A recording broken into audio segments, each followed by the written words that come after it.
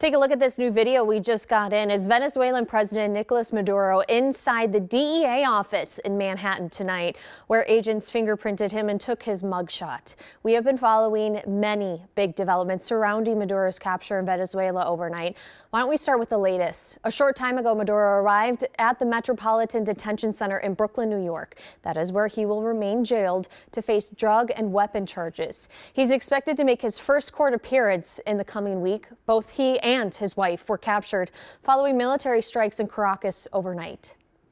The dictator and terrorist Maduro is finally gone in Venezuela.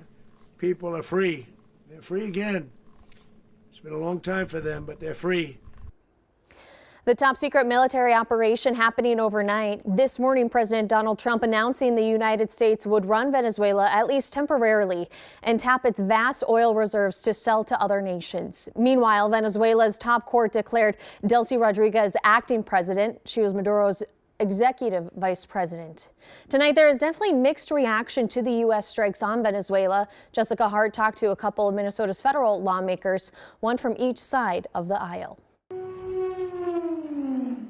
Minnesota lawmakers are split. I was shocked. The president acted decisively On President Donald Trump's decision to capture Venezuelan President Nicolas Maduro and saying the U.S. will run the country of more than 28 million people. I'm proud of the men and women of the military that did this mission to perfection. U.S. Representative Pete Stauber says the president's actions were constitutional Yes, and says it was necessary to protect Americans. President Trump is a president of his word.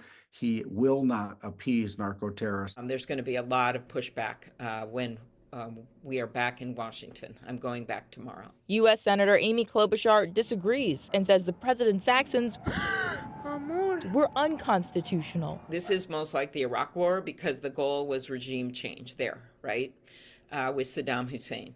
Even then, George Bush went to Congress and asked for congressional authority before doing it. She says the president isn't focused on the right things. So instead of managing the situation at home with healthcare and the tariffs and the economy, he's decided to take over another country. Split reactions on an action that has changed the global political landscape. Both Klobuchar and Stauber say they expect to be briefed on the situation next week. Klobuchar believes this briefing should have happened, though, prior to this morning. All right, thanks, Jessica.